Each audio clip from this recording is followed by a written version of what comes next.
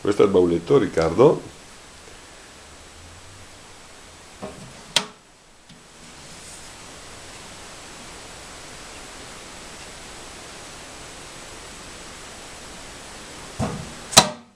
Tutti i posti sono questi sono praticamente siliconati ognuno.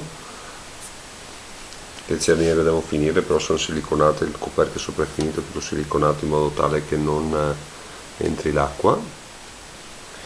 Più sotto c'è la guarnizione, tutto intorno.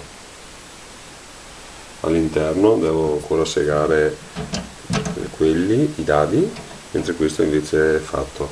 Dentro è tutto quanto rivettato e siliconato, bisogna ripassare comunque per fare un bel lavoro. Questi vanno benissimo, sono fatti con la chiusura a gancio.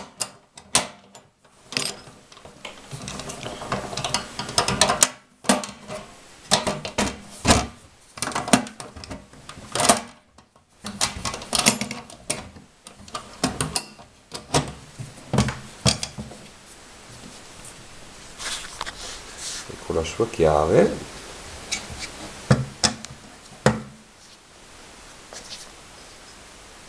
si apre, si chiude, il bauletto